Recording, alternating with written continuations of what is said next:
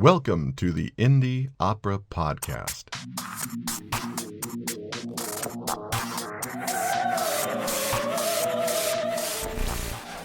On this episode, we have some of the creative team behind the world premiere of Errollyn Wallen and Deborah Brevoort's Quamino's Map, being performed at Chicago Opera Theater, April 23rd to May 1st.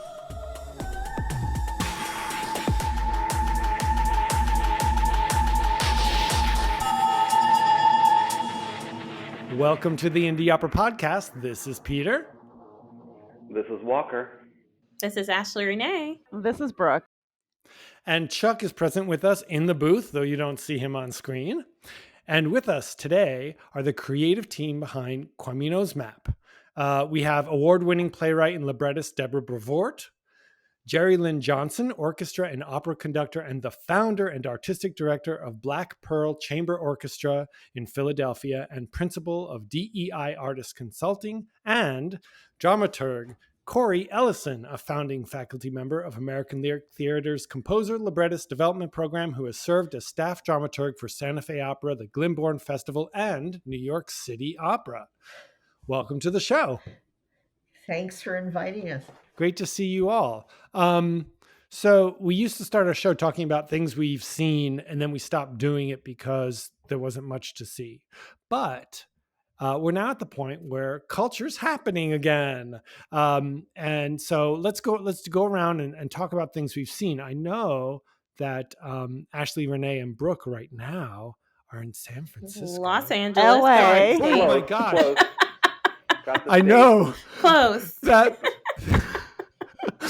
Brooke and Ashley Renee are in Los Angeles about to see Three Women of Jerusalem. You know, for us Northeasters, the entire coast is just San Francisco. Did you know that?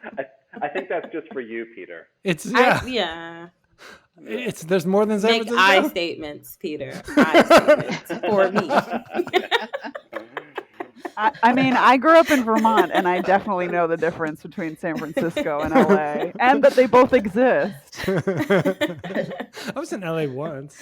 Anyway, you guys are in LA to see Three Women of Jerusalem from our very last show, but you haven't seen it yet, have you? Nope. No, it's tonight. Oh my gosh, really? That's exciting. At the cathedral there. So what else have you seen? You know, I was looking at my calendar, and I don't think I've seen anything super recent. I watched a lot of TV, but I don't think that's really worth mentioning. No, I realized I haven't been to a show yet this year. This is the first one that I'm getting to. Yeah, I mean, we've kind of had our heads down in our own projects. And so we haven't been seeing as much, which is like bad artist. But we're seeing today. We're getting into it today. So I'll put mine out there. I went and I saw The Hang. Oh, cool. Believe it or not. How was it? Yeah, it was really great. Yeah. So Taylor Mack is one of the most amazing performers, of course, and the ensemble he had with him. The music was so much fun. It's like going to a jazz rock concert, and you're just so close to them. And it's just it's dark because it's his last day. It's supposed to be Socrates' last day on earth, and it's him hanging with his friends talking about virtue. So there's some darkness to it, but it was so sweet and fun, and I just had a really lovely time. And the costumes by Machine Dazzle were so over the top, and he does push them to the edge of where they almost can't perform. There's so many headdresses and things that it's just beautiful. And each costume seems to tell its own story. It was just, I had a really great time with it. It was weird being tightly packed in a small room, but other than that, I had a really lovely time. Have you seen anything, Walker? Yeah, I saw a show called Written in Stone at the Kennedy Center, and it was fantastic. It was. Who's that by? It was 4 new operas. One was by Jason Moran and Alicia Hall Moran.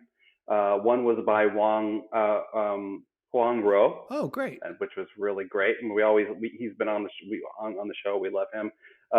David Henry Huang, Kamala Sankaram, and Mark Bamuti Joseph.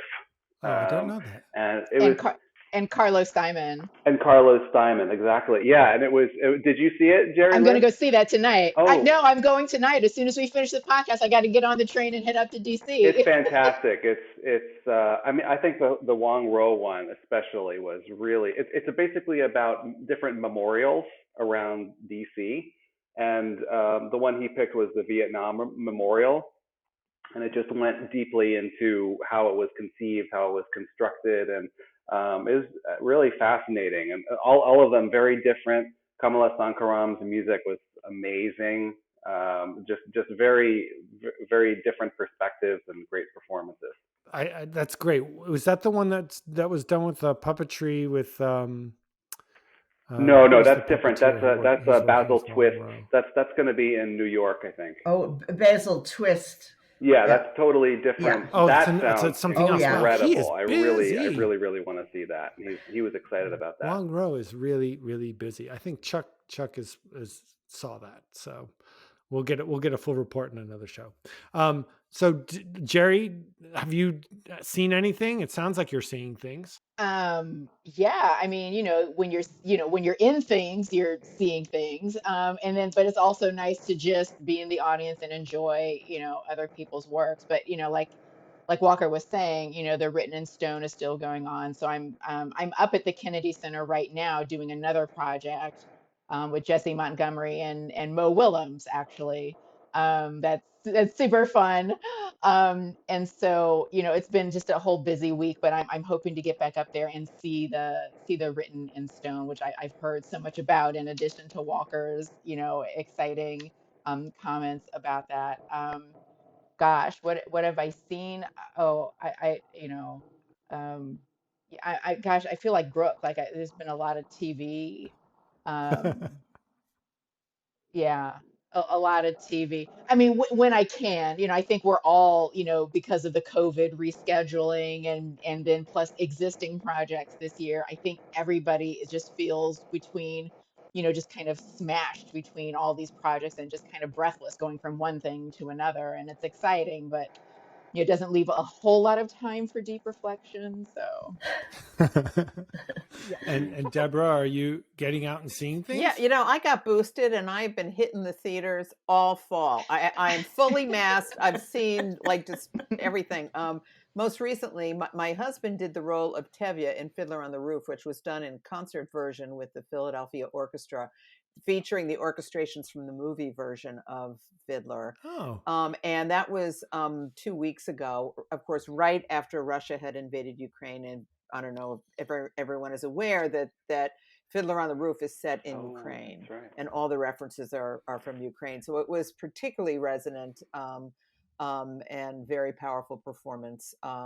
But it was like the musical done concert style. And but before that, for the opera, I in 1 week I went and I saw Ricky Ian Gordon and Michael Corey's The Garden of the Uffizi Continis, and then I saw the Intimate Apparel, another Ricky Ian Gordon opera that was done at Lincoln Center Theater. So I saw that as well. Yeah. How could I forget that I saw that? Yeah. Oh my gosh. That's what I just saw. Intimate Apparel.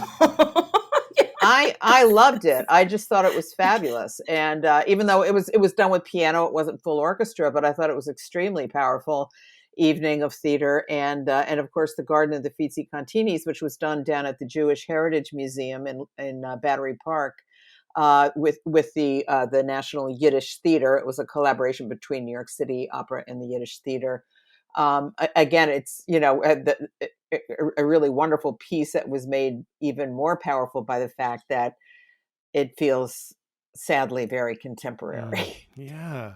So the Intimate Apparel, which I saw as well, they got the cast wrong on the insert in the program. So I'm not exactly sure who played everything, because Arnold Livingston Geiss wasn't supposed to be performing that night, but he came on stage and he was playing the role. And Chabrel was on the stage at the same time. They usually don't perform together in alternate casts. So I saw Chabrel Williams and Arnold together, they were guests on our show together. They were our first COVID guests, actually. We interviewed them on March 16th of 2020. And it was our first. I'll wager a guess that was probably because of COVID. My husband performed on Broadway this winter. He was in Trouble in Mind, and there was one performance where he and LaChance, who played the lead roles in that play, were the only original cast members on stage. Everybody else was an understudy, and one of their understudies would do a scene in their play and run up the street to do a scene in Thoughts of a Colored Man, because they were so stretched. And then one night they couldn't swing it, so they put the playwright on stage with a script on Broadway. So casting is crazy in New York. So if that happened to you, Peter, I would wager a bet that it was a COVID related casting thing. Yeah, I want to say it was, because I remember Chabrel had went on for something that was unexpected. So, and I feel like there were a few people that were just double dutying in that show. Like they were there was a lot of moving around as far as casting. Well, they made a recording of it. It's going to be on Great Performances. Mm-hmm. They're going to put it on PBS. So if you have the PBS app, Mm-hmm. if you have the PBS app, you can also see Eurydice, one of our earlier guests. And Cori, have you seen anything? Oh yeah. Well, like Deb, once the theaters were open, a team of wild horses couldn't keep me away. So, and I travel a good bit too. This past week, I was in Philadelphia actually to give a pre-performance talk for Philadelphia Chamber Music Society. It was a recital by soprano Ana Maria Martinez and Craig Terry, who's here in Minneapolis this weekend, also judging the Met auditions. Small world.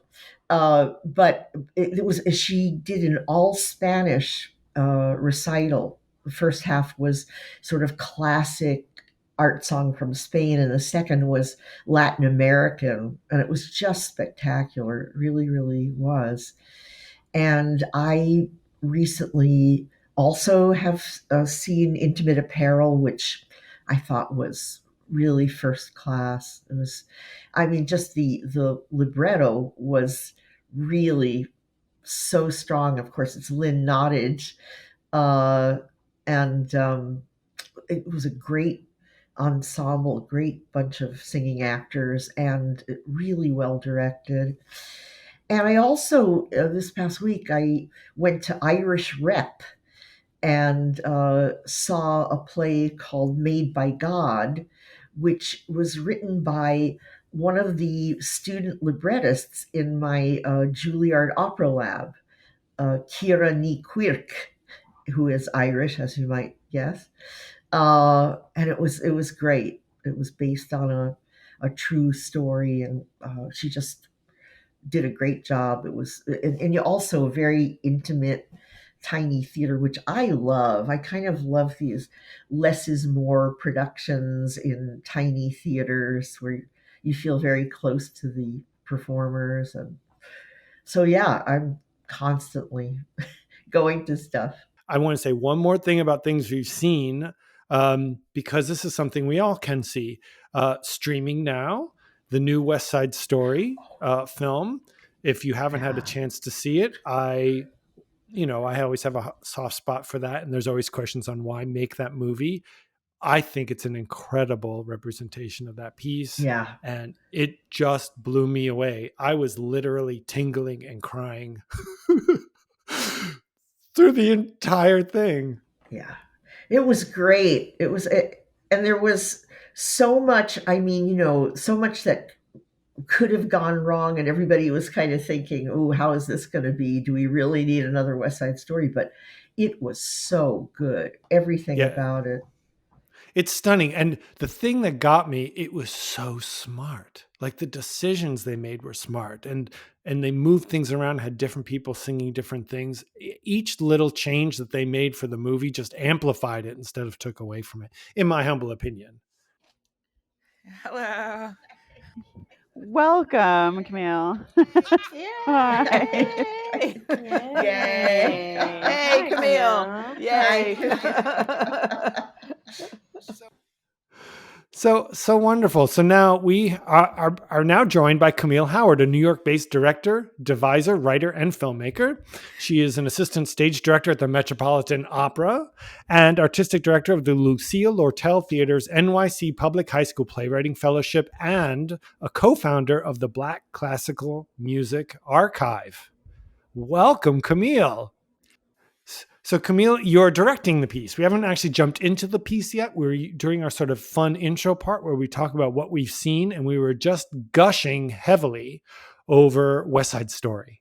Did you get a chance to see the film yet? I haven't seen it yet. I'm waiting for my fiance to have time for us to watch it together. But I'm looking forward to it because West Side Story was really my gateway. Like, I was a dancer and I did a tap performance with my with my class when I was a kid, and we did it to the West Side Story. So my parents bought the laser disc of it for me to see. Laser disc. And now, yeah. For those listening who might not know, a laser disc was anyway.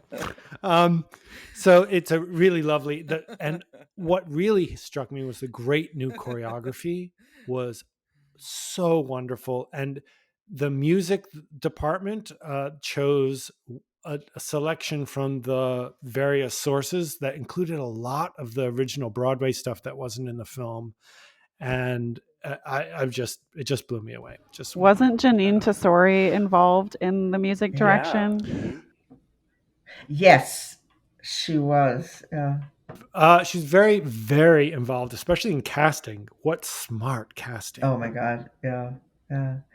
And some new lyrics here and there. Tony Kushner did a lot of work on and it was just so beautifully updated, not heavy-handed in the least. It just. Well, the book definitely needed updating, and what Tony Kushner did, bringing it into to let's just say better. It's just a better storyline, much more serious and grounded, less stereotypical, and a little more reflecting a more open view of there's a lot more open questions even. It was a less black and white kind of a book.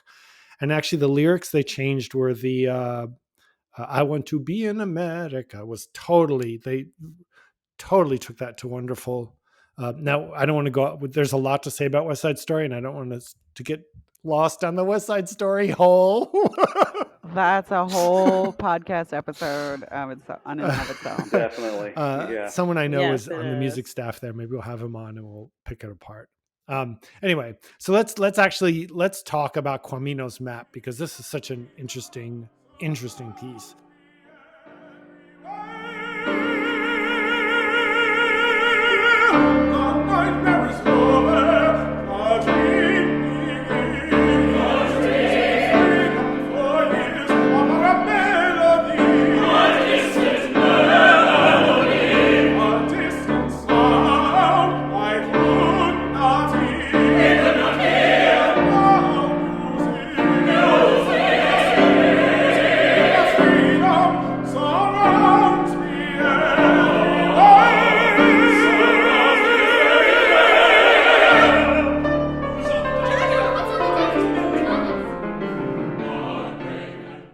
I got really fascinated in this, and I tried to do my own, history lesson to say what could I find out about Quamino. And the only thing I could find was this symposium about Duchess Quamino, which sounded like might be related to this story, but I don't think it's the same story. Okay, well, it's Quamino Dolly.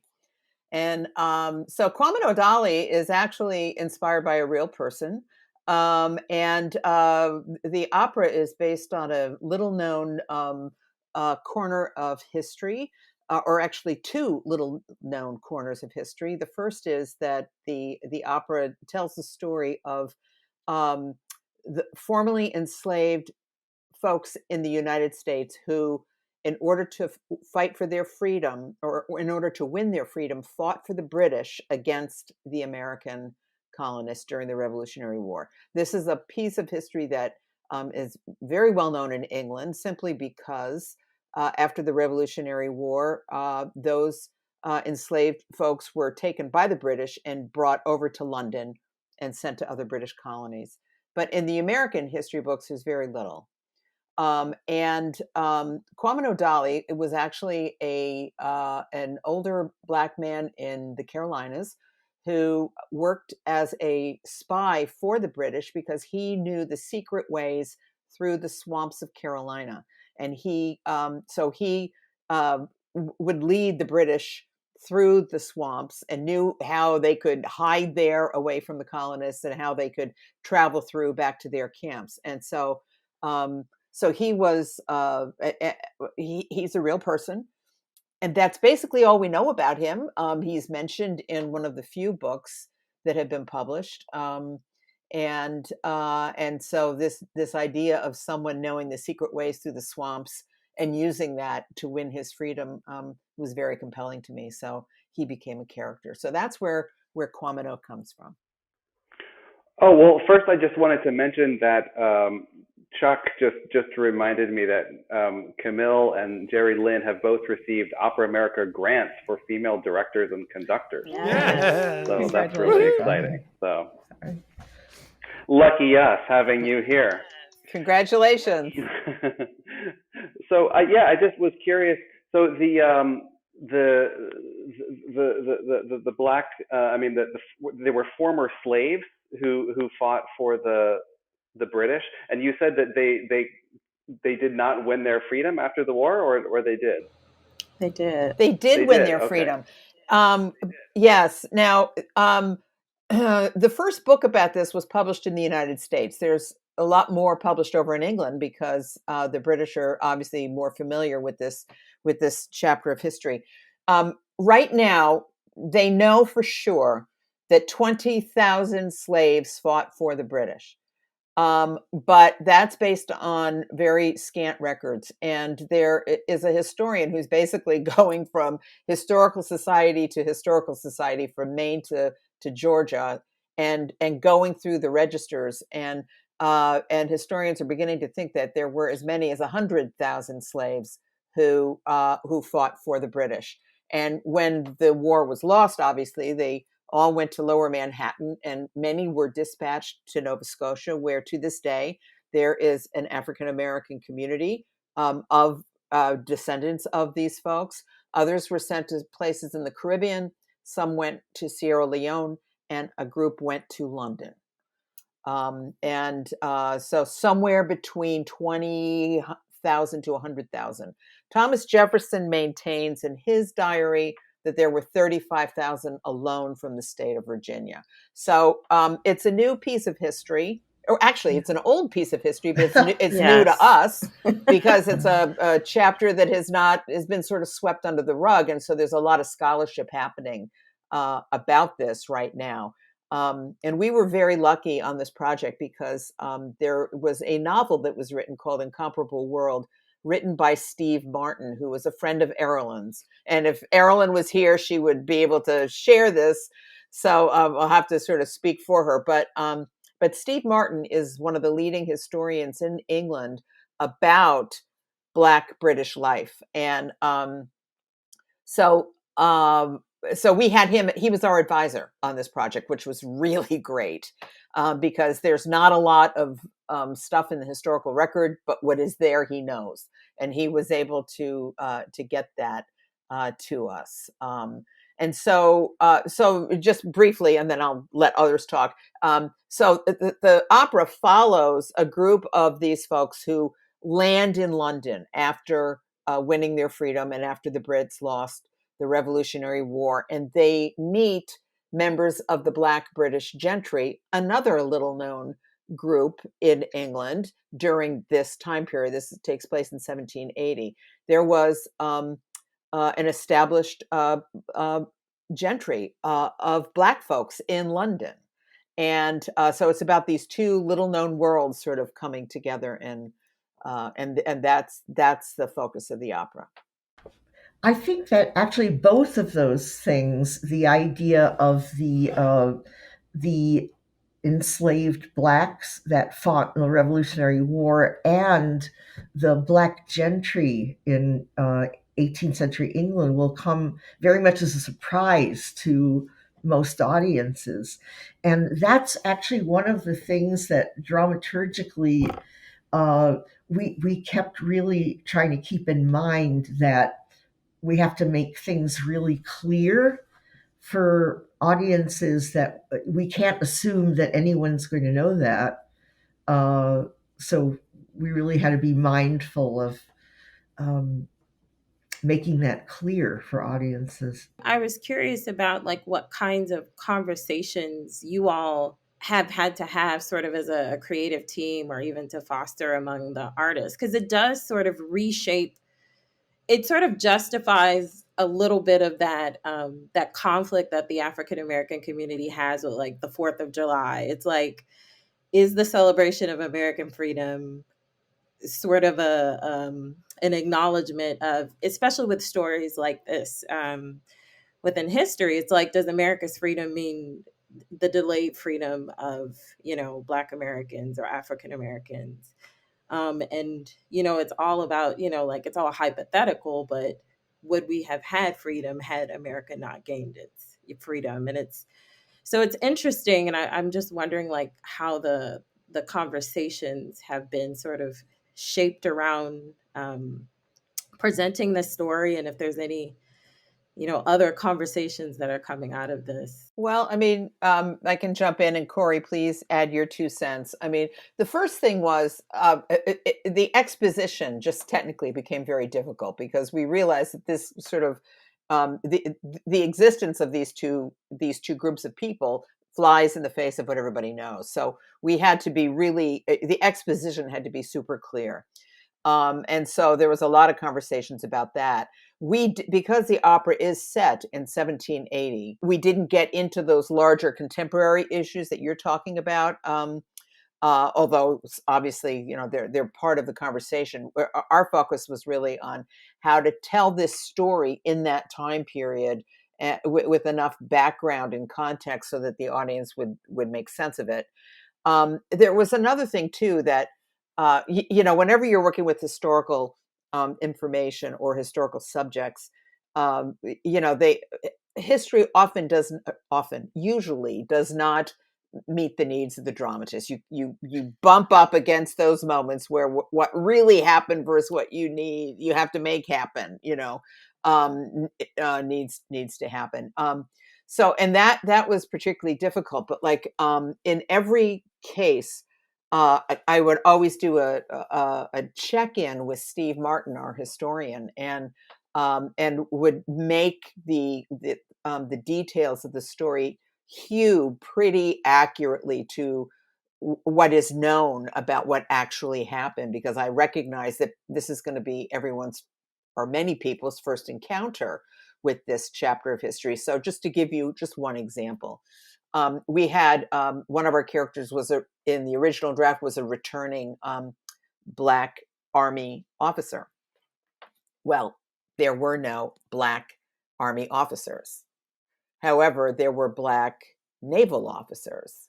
And for reasons that I don't know why, the Navy in England was quite open to having Black folks. And there were a lot of Black folks who were serving in the Royal Navy, but not in the Royal Army. Maybe Steve Martin, if we get him on the podcast at some time, could tell us why. All I know is that didn't happen. So I went through and I changed it, and I had to rewrite that character so that he was actually a naval person, because there was a naval guy, a Black naval officer who captained ships over to the colonies and back. And he's now a character in the opera. So there was a sort of an unusual and greater attention paid to historical accuracy because of the newness of this story for the contemporary audience. Right. We felt like we couldn't take as many liberties as, you know, they take in things like Boris Godunov or Don Carlo or something like that, because it's interesting because the characters are pretty much fictional characters, but so in that sense, Deb was able to really just, create and uh, blossom that way. But the actual historical framework was something that we were very careful about. Like what another example is, there was a great deal of interracial marriage in England in the 1780s. A lot of it, actually.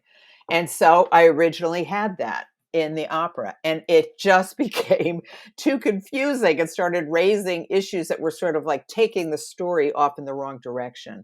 So at a certain point, it was like, we all had a discussion. It was like, there's only so much we could do in one opera. And so we're not going to add the dynamic of interracial marriage, even though it was very common. Right. Even though Steve said you're on solid ground, I'm like, yeah, but it started raising contemporary questions that this opera could not address. And so we just made that executive decision. We're not going to do a trilogy, then you can fit everything in.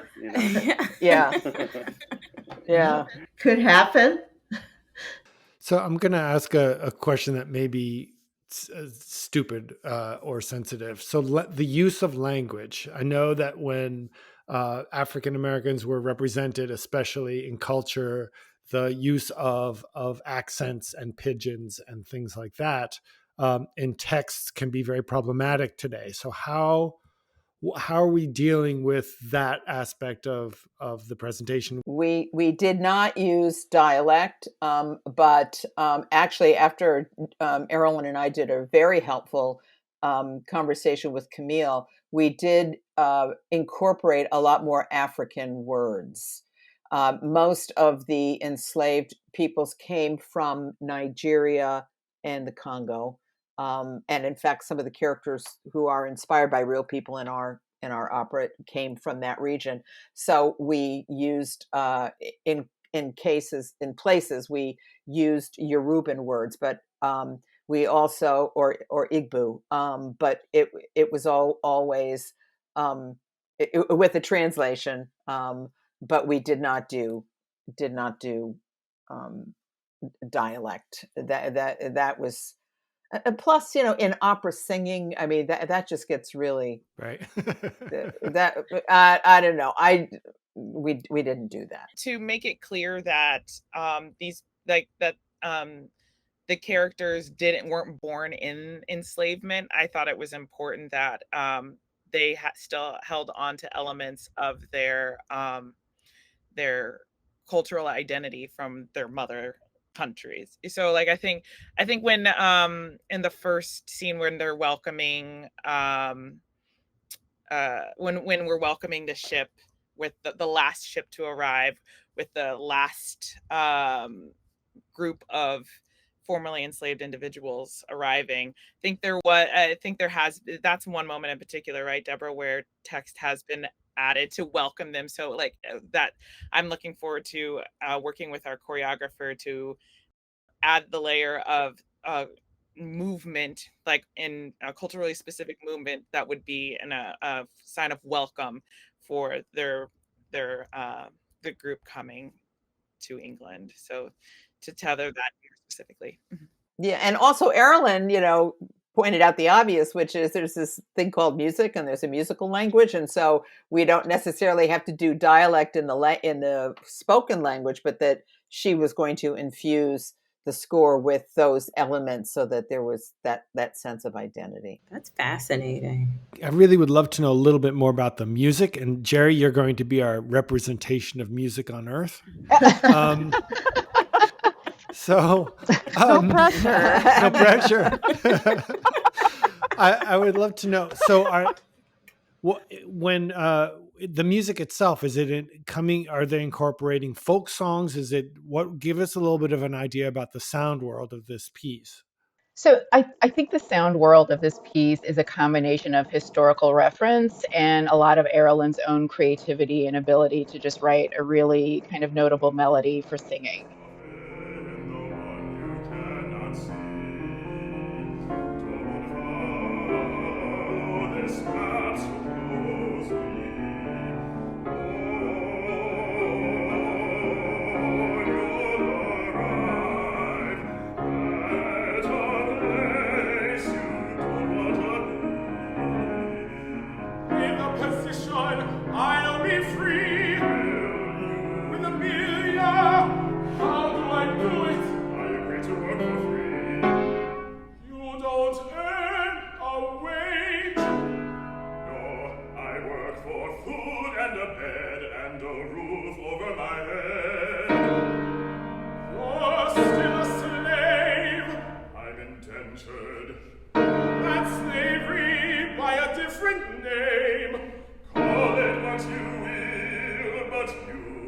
should do the same. Never, never, I came to be free.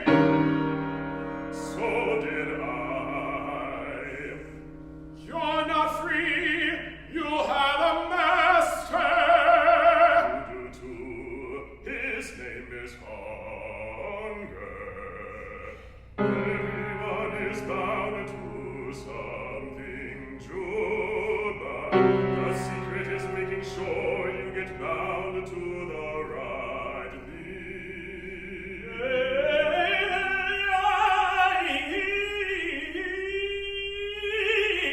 A massive battle is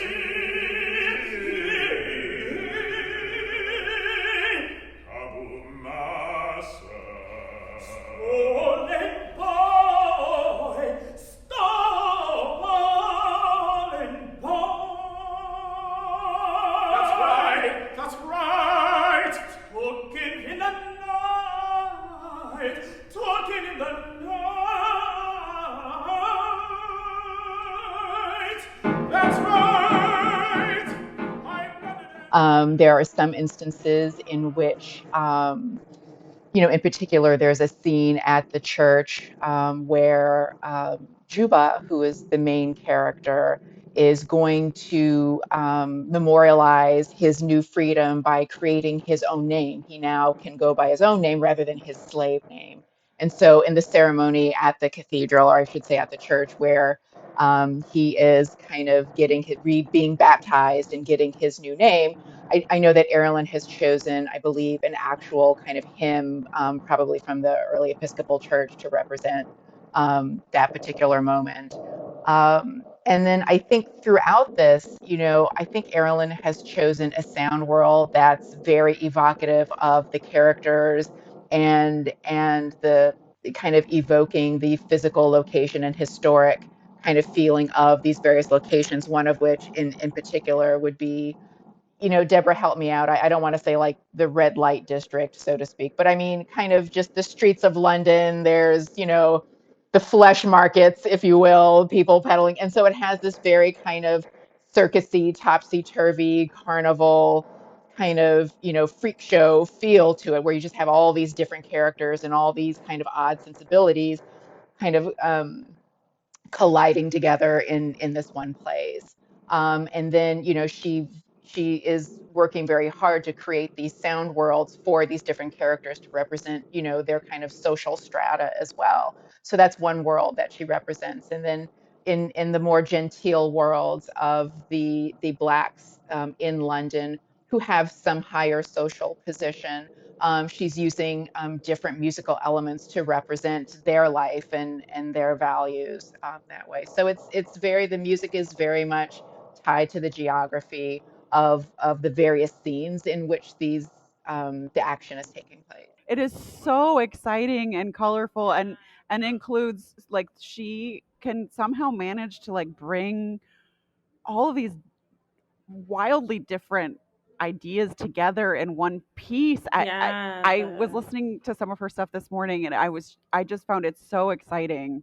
So I'm very excited about this piece, just purely from an oral experience. Like, I think I think she's a fascinating musician. That cello, what was it? The cello concerto? Like, it's just like the cello concerto. Yeah, it's mind-boggling, beautiful. Yeah. Oh, chills. Yeah, it's really great.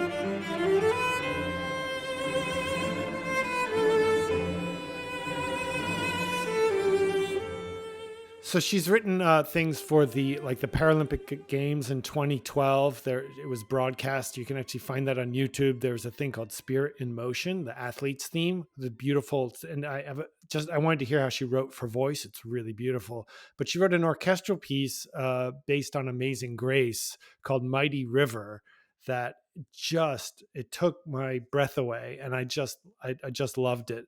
So she has a huge breath. And if people watch the proms in the past couple of years in 2021, well, she's written for the proms. She's written for all sorts of things. So she has a huge range of style. Like I've heard her set spirituals that sound so like old fashioned. And then she goes all the way to Stravinsky and, all the way out Steve Reich. I mean, she's got this massive vocabulary that she's pulling from that it's really beautiful. So I can't wait to hear more of it. When do you start rehearsals? And is there going to be something special about this process or different about the way you put this piece together? Or, is there something notable about everything that's happening? Sure. We start rehearsal, I believe, let me see, a week from tomorrow. We start rehearsal. Yeah. Yeah, really, really soon. We know a lot of your cast. Yeah, I'm sure. We know a lot of the people in the cast. Yeah. They're great. Just an amazing cast. We worked with most of them in the workshop, and they're already sort of so cohesive as a company. It took them no time to sort of bond together. It was just great. And I know when you're doing a new piece, sometimes it changes as you're working on it. Are there sort of changes happening right now where it's like, we need another scene, or how solid is the... Oh, yeah. I know sometimes that happens. It's like, oh, what we really need. Oh, yeah. Not sometimes. That's the development process. That's kind of like, that's what's been happening really. We did a lot of work in that vein in October, in and after the workshop. And, as it really continues through opening night and then sometimes beyond. No, really, because, there are a lot of canonic operas that were significantly revised after their actual premieres. And, just thinking about further performances, further productions, there's always time to just really develop further. I'm curious to know, I know that, Deborah, you had mentioned earlier about just really trying to be responsible for the story and its taking place in the time that it takes place, and not letting these contemporary conversations sort of influence the story. But what are you hoping by telling this story? What are you hoping, what kinds of conversations, if you've thought about it, or even now in the moment, like what are you hoping that people are talking about because they've seen this production? I'm really excited for audiences to hopefully take away new information about history, that now going forward, any representation of Black folks in 17th or 18th century England won't be perceived as a revisionist history. That I remember when I first talked to Deborah about it, and she was telling me about the authenticity of the story, that I was like, oh, does that mean that Bridgerton actually would have been accurate? Like it wasn't like just repurposing people of color into a white story. Like, no, it actually could have been the case based off of what our conversations, and so I'm hoping that is like that begins the conversation. And also I love that despite where, like, I don't want to spoil it for anybody, but where we end with the piece, I am excited to see a love story between two Black characters in an opera. So that it's something that's really important for me as an artist who's worked on a number of Black specific projects that I don't get to see very often, is non-toxic Black love stories. Yeah. So that's something that I'm really excited about. Right. But also, like, Black composed music is so important too, like that it needs to become more commonplace with pieces being supported about Black stories being composed by Black composers.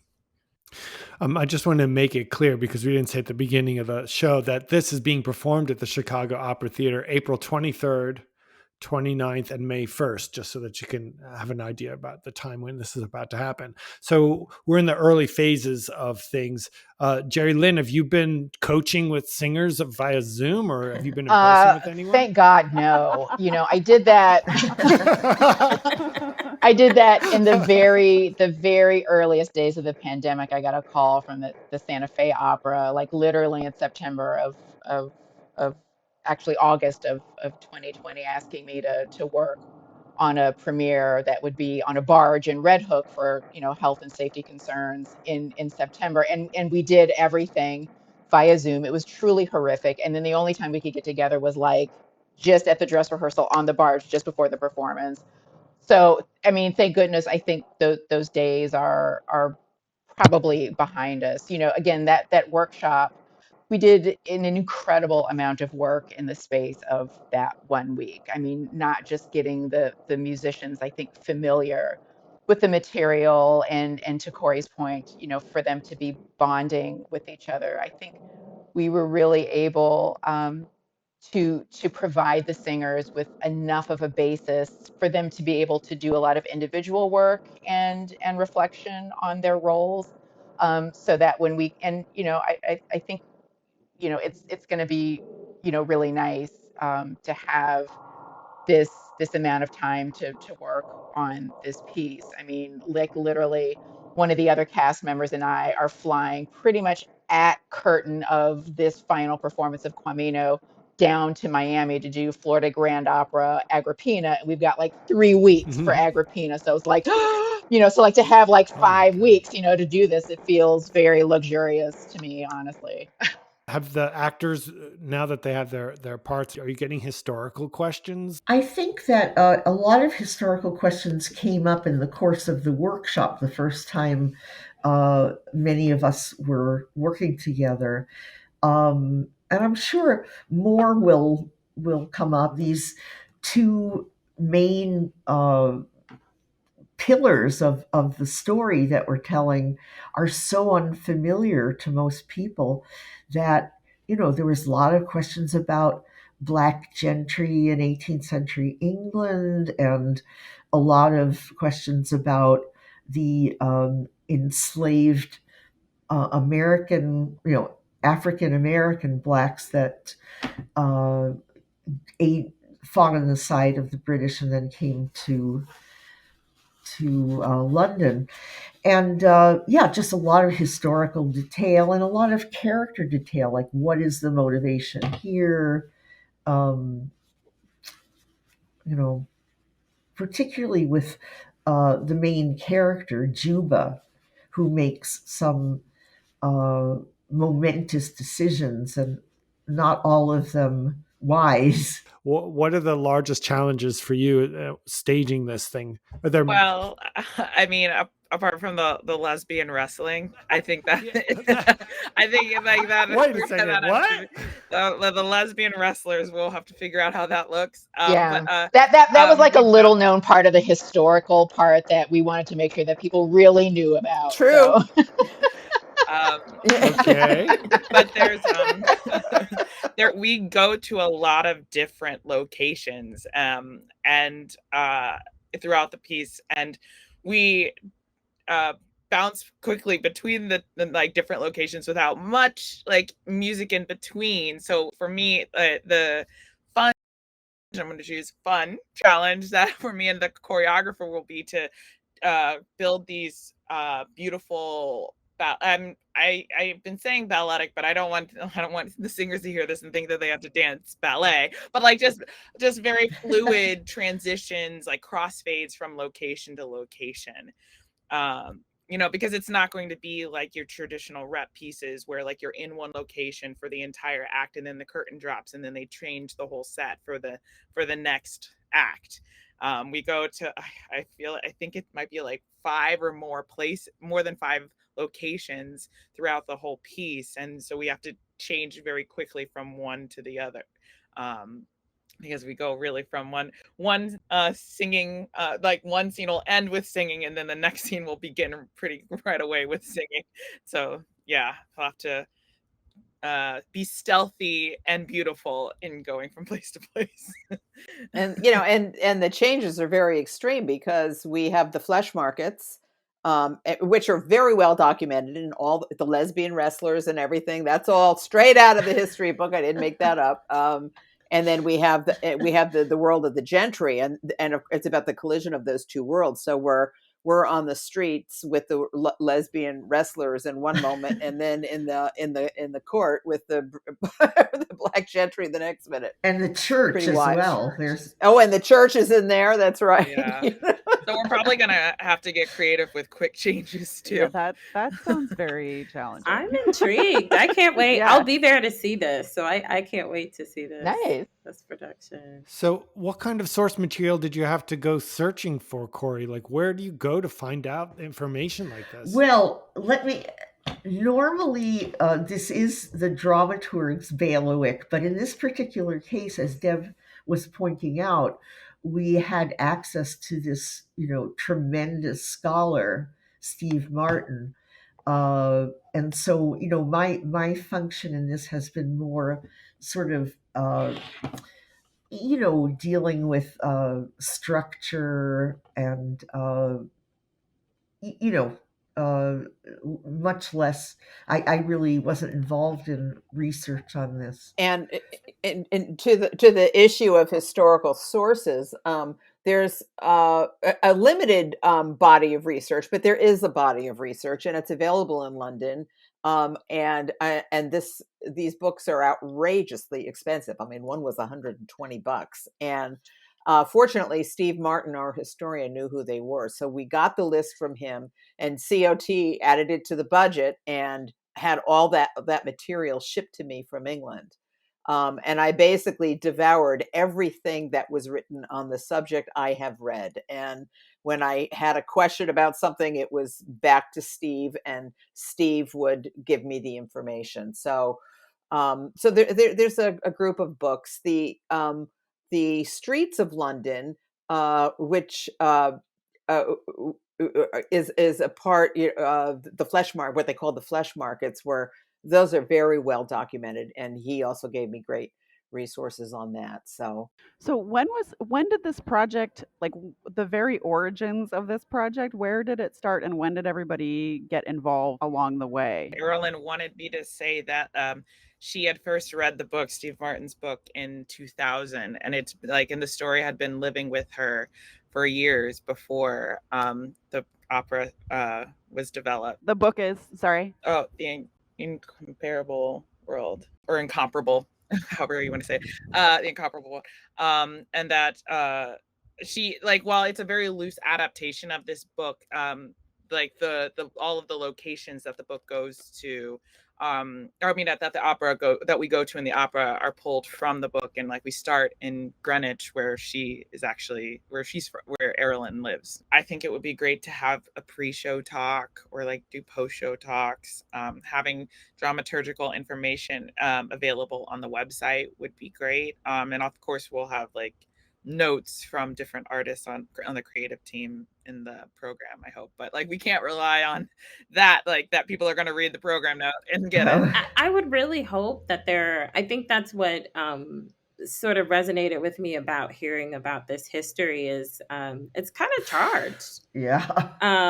It's really charged history. And I think, I had mentioned it before, but I think it kind of gets at some of those internal sort of conflicts that you have with the American history that we've been presented with. And I do think that it maybe creates some nice, uncomfortable conversations about, American history and why this wasn't a part of it. And so I really do hope that, Chicago Opera Theater does, present some opportunities for a dialogue.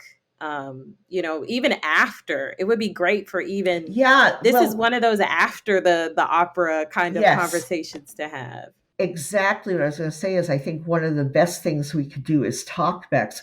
We had a talkback after the workshop performance that was really just, and it involved the performers as well as the audience members, and it was really just substantial and fascinating and a little contentious in a good way. Well, I mean, it's amazing that, I mean, it's so much part of the national discussion right now, like what is included in history, as we hear, the fights happening in the political arena about, like, well, what part of our history do we acknowledge, and the whole issue over statues in the South. And although I went to the African American Museum at the Smithsonian, I had a play at Ford's Theater earlier this year, and I was really happy to see that they have a chapter or a section of that museum about the enslaved people who fought for the British. It's in the Smithsonian.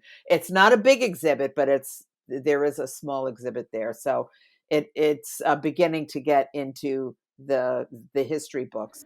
It also brings up, for me, it brings up a lot of thoughts about the whitewashing of European history, because, obviously there were people who were not white in Europe for centuries that we don't acknowledge in any way. Yeah. I mean, I say kudos to Chicago Opera Theater. They've been putting out a lot of pieces and commissioning a lot of pieces that make us talk about history and things like that. I think the last production that I saw just before COVID was a Freedom Ride.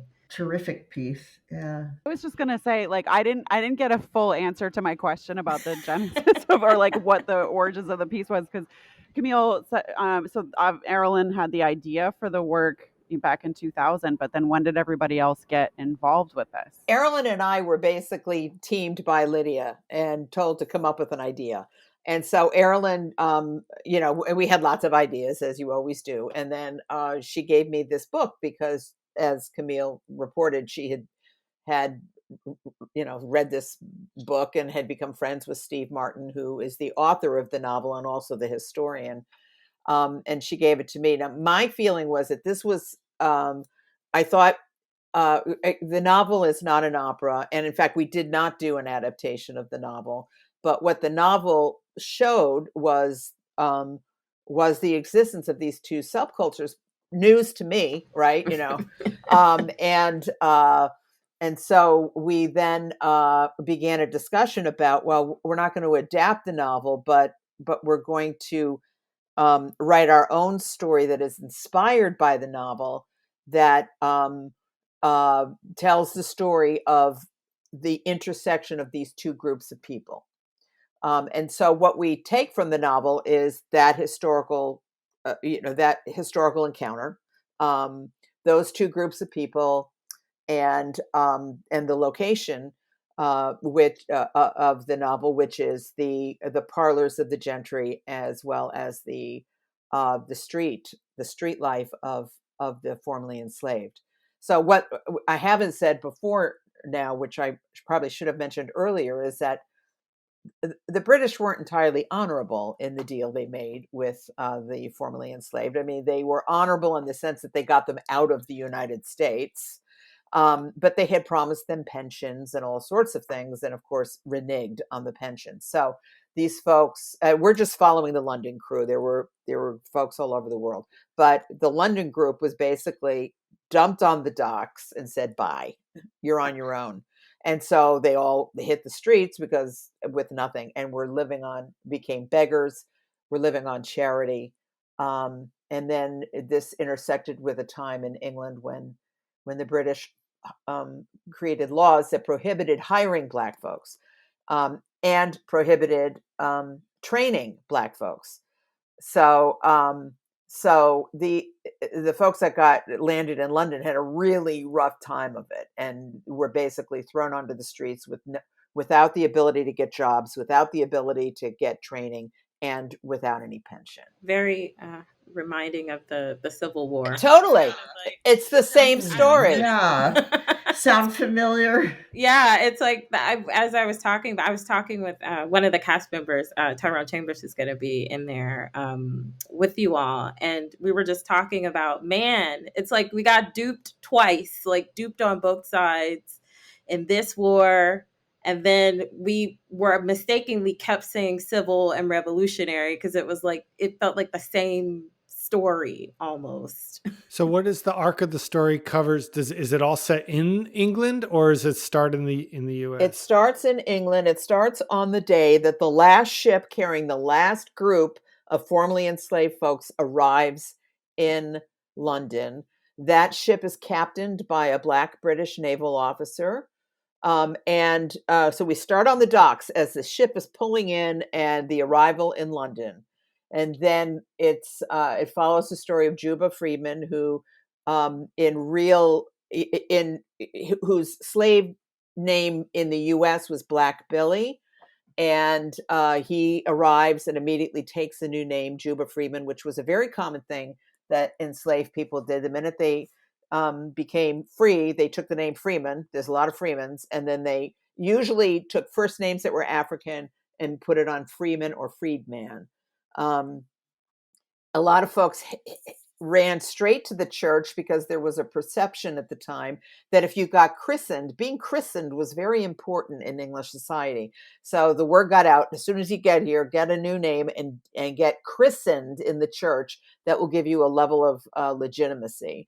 So that's what happens in our opera. I mean, it hits the dock and straight to the church, give me the new name and christen me as a British person. And so Juba Freeman meets Amelia Allemand, who is a member of the Black Gentry, who is also running one of the charities, which were and the charity in the opera is based on the real charity that was established in order to provide a daily, handful of coins so folks could, get a crust of bread, basically. And so the story is about these two who meet. And they fall in love. And as Juba is trying to make his way to survive in England, and Amelia finds herself in love with somebody who is living on the streets, and that doesn't go over so well with the family, as you can imagine.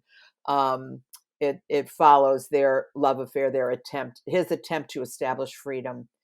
And when he gets to London, he meets others who came before him. He meets Quamino Dali, who has arrived, and others.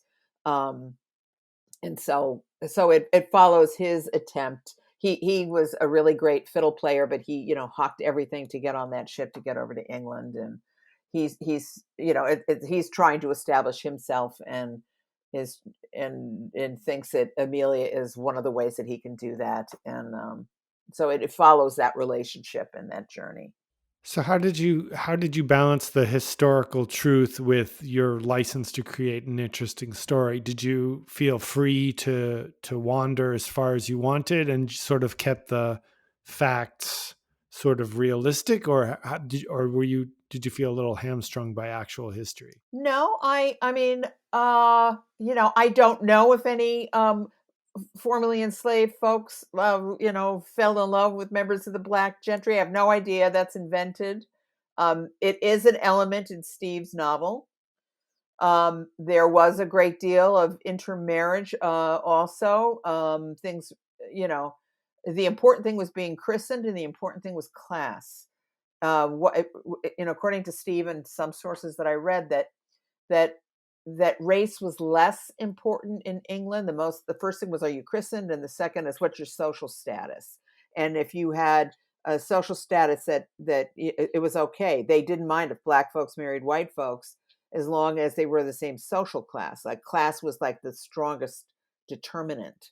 So it's really the class issues that come in and form a conflict for our two lead characters, because she is of a higher class and he's of no class. I feel that seems like a very familiar operatic story too, the issues of class, right? Like we're familiar with that, right? Well, actually, yeah, but the details, like the charity that she's involved in, a lot of the characters are based on real people. Quamino Dali did go to England and he was a master cartographer, but that's all we know. I don't know anything else about the man, except that he, helped the Brits get through the swamps in Carolina and came and was a map maker. That's it.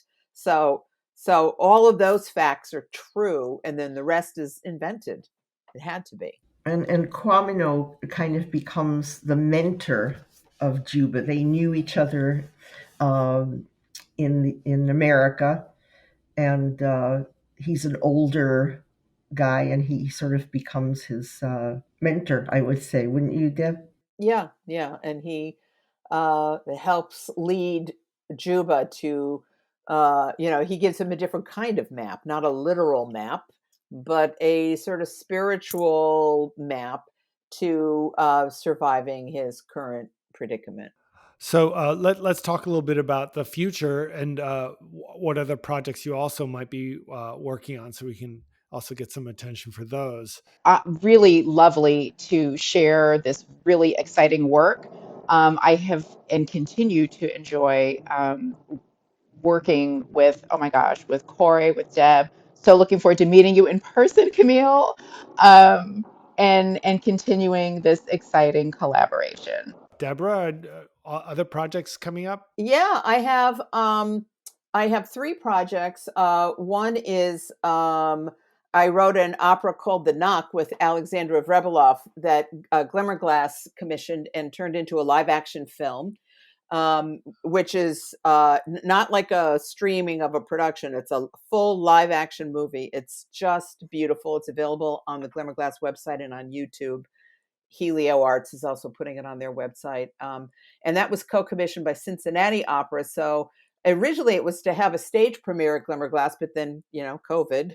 So they ended up making a movie, and the movie is a knockout. And in a way, I kind of think, man, maybe it was meant to be a movie. It's really great.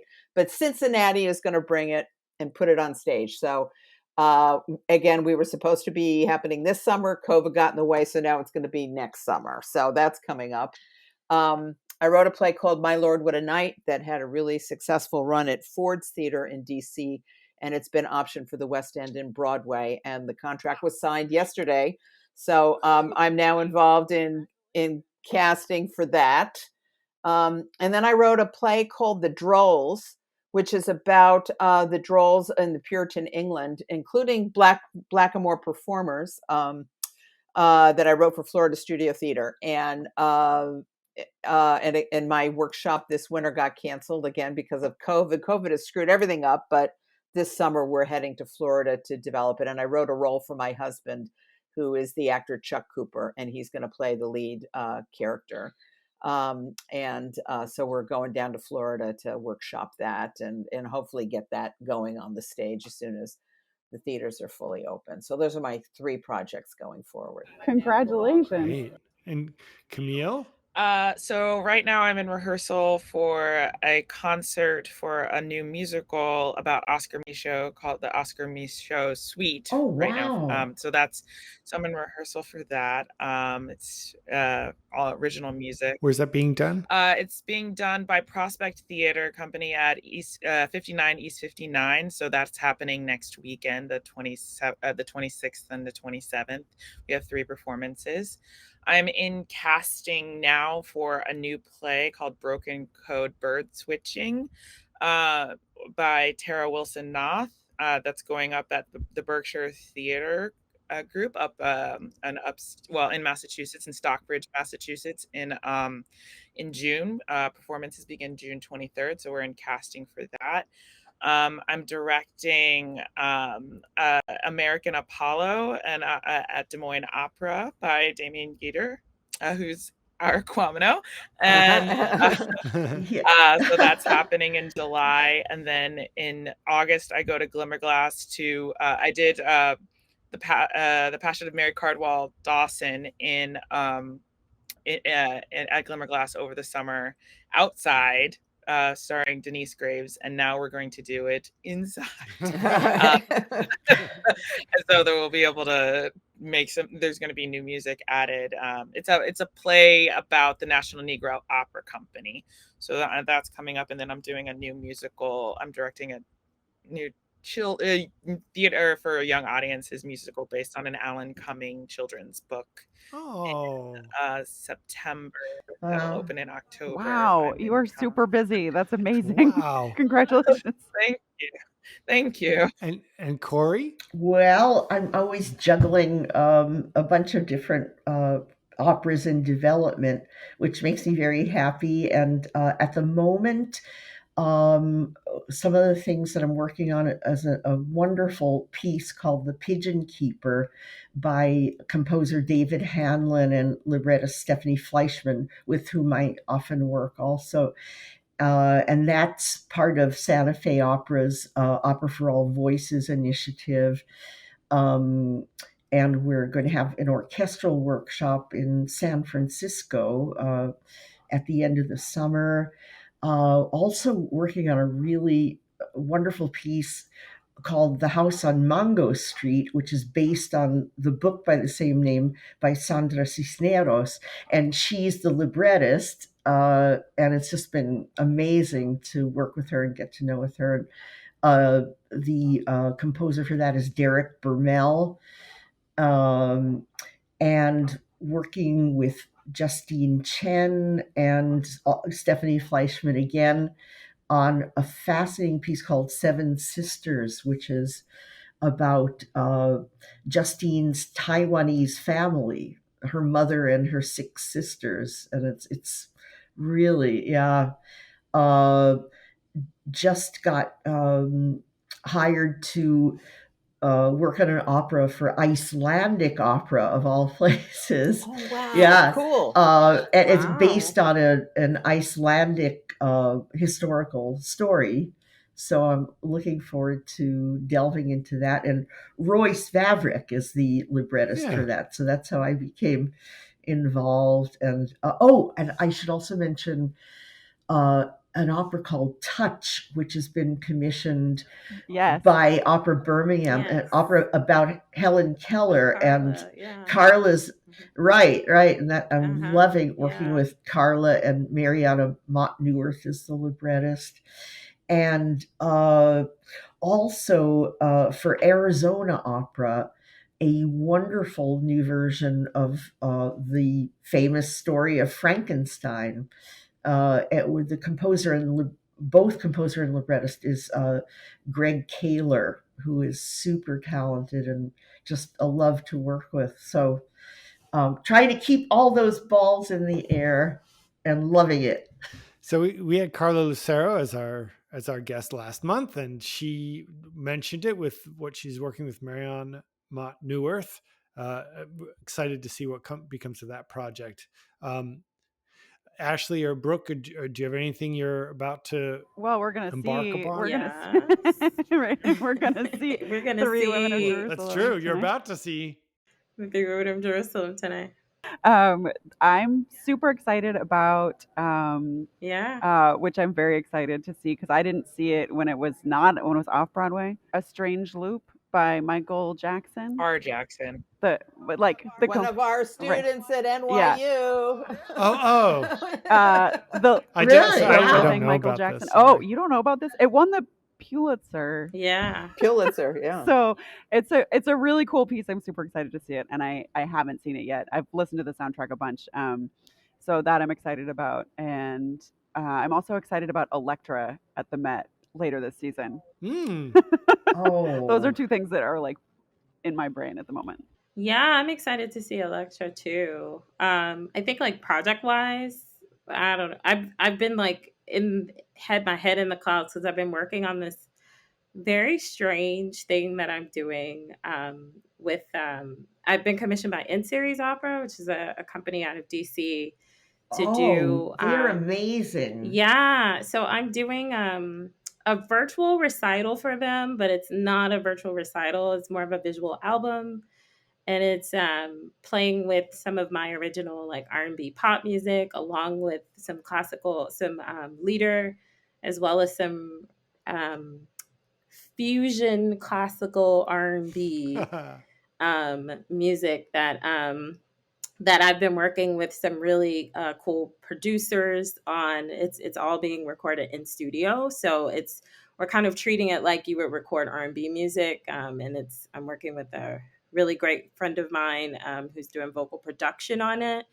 So to be like, what is opera, or what is classical music rather, with like sort of set in this R&B setting with vocal production on it, and playing around with just pulling elements of each style in a non-square way. How do you do that in a non-square way and make it really sound like it's meant to be this way, as opposed to trying to force two genres together? So I've been playing around in that sound world, and then doing a Beethoven 9 next month in Iowa with Orchestra Iowa.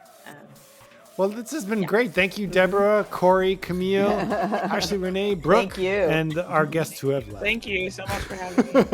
Thank you so much for having me. So much. Thank you so much for being on the show.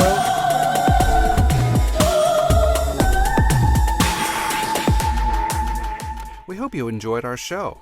Please give us a thumbs up. Consider subscribing to our YouTube channel or audio podcast feed on Apple Podcasts. And if you have any comments, suggestions, or feedback of any kind, please let us know by emailing us at comments@indieopera.com. Help us make the future of opera brighter and bolder with a tax-deductible gift today. Donate to the Indie Opera Podcast on our website, Facebook, or on Patreon for special benefits. This episode of the Indie Opera Podcast was recorded on Riverside FM, with co-hosts Brooke Larimer, Ashley Renee Watkins, Walker Lewis, and Peter Zepp, and with our special guests Deborah Brevoort, Jeri Lynne Johnson, Cori Ellison, and Camille Howard. Our show is created with the support of associate producer Chuck Sachs, Jonathan Blaylock, PR consultant, Gregory Moomji, web correspondent, and Rosha Kriyan, our theme song creator. This episode was edited by Peter Zepp. Thank you for watching.